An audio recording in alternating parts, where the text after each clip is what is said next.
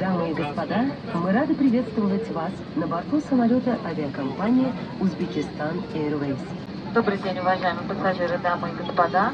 Командир корабля, товарный и экипаж приветствует вас на борту самолета Аэробус 320 авиакомпании Узбекистан Airways. Assalomu alaykum aziz yurtdoshlar, Migrat akademiyasi kanaliga xush kelibsiz. Bugungi videoda yosh bolani qanday qilib Rossiyaga olib kelish kerak shu haqida sizlarga to'liq tushuntirib bersam, aynan o'zimning opitim bo'yicha.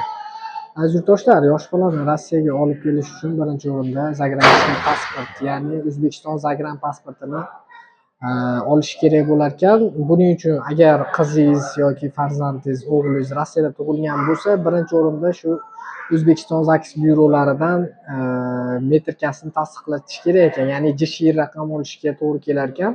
JSHI raqamni olganingizdan keyin shu заграничный pasport olgani borganingizda shu JSHI raqamni aytgan paytingizda sizga hech qanaqa muammosiz zagran pasport berilar ekan aziz yurtdoshlar. Zagran pasport olayotganda bir narsaga e'tibor berishinglar kerak. Ya'ni hamrohlik pechati bo'lar ekan. Shu hamrohlik pechatiga e'tibor berishinglar kerak ekan. Hamrohlik pechatini qo'ydirganinglardan keyin shu sizlarga aeroportga kelganinglarda foyda berar ekan. Ya'ni aeroportda hamrohlik pechatiga qaralar ekan aziz yurtdoshlar. U hamrohlik pechati otasiga yoki onasiga qo'yilar ekan. Bizda onasiga qo'yilgan. Hozir aynan aeroportga kelgan mahalimizda shu hamrohlik pechatini so'rashdi va biz bu hamrohlik pechatini ko'rsatdik aziz yurtdoshlar.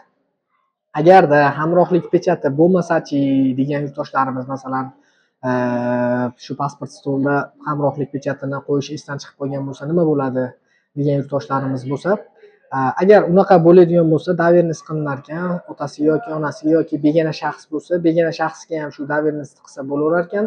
Shu daverность taqdim qilgan paytingizda hamrohlik pechati so'ralmas ekan, yoki agar otasi yoki onasi olib ketayotgan bo'lsa, farzandi metrikasini ko'rsatsa ham bo'lar ekan. Shu metrikasini ko'rsatgan mahalingizda sizdan hech qanaqa hamrohlik pechati so'ralmaydi ekan. Shu metrikasi orqali olib ketsangiz ham bo'laverar ekan aziz yurtdoshlar. Hozir aynan shunaqa holat bo'lishiga oz qoldi bizda. Bizdan metrikani talab qilishdi. Metrikani bagajga urib yubordik. Bagajni ochishga to'g'ri keldi, streshlangan bagajni. To'xtanglar dedim, men hozir bojxona xodimlaridan so'rab kelaman, bu narsa bormi yoki yo'qmi deb turib registratsiyadagilarga tushuntirdim va bojxona xodimlarining oldiga borgan paytimda xuddi siz yuqorida aytgan narsalarimni menga aytib berishdi. Ya'ni xullas, agar hamrohlik pechati yo'q bo'lsa, sizdan metrika talab qilinar ekan va daverность talab qilinar ekan aziz yurtdoshlar. Shu daverность orqali ko'rsatib bemalol ketsanglar bo'laveradi. Hozir sizlarga hamrohlik pechati qanday bo'lishini ko'rsatib qo'ymoqchiman aziz yurtdoshlar. Hozir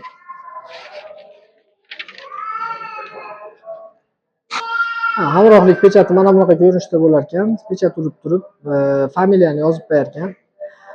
Otasini nomiga qilinsa, otasining familiyasi yozilar ekan, onasining nomiga qilinsa, onasining familiyasi yozilib, shu pechatni bosib berishar ekan. Mas oddiy pechat va ruchkada yozilgan ism, familiya bo'lar ekan, xolos aziz yurtdoshlar. Xudo xolasa video davom etadi aziz yurtdoshlar.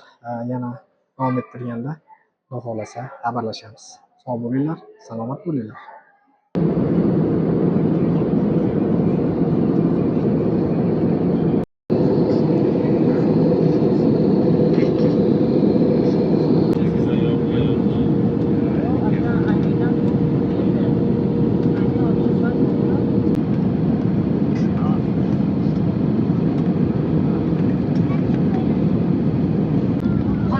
Janoblar, biz qo'nishga tayyormiz. O'rindiq suyanchig'ini tik holatga keltirib, stolchani yig'ib, xavfsizlik jamanlarini taqing. E'tiboringiz uchun rahmat.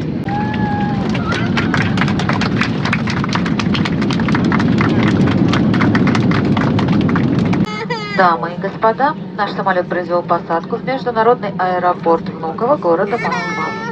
Температура воздуха плюс 15 градусов по Цельсию. Местное время 19 часов 30 минут.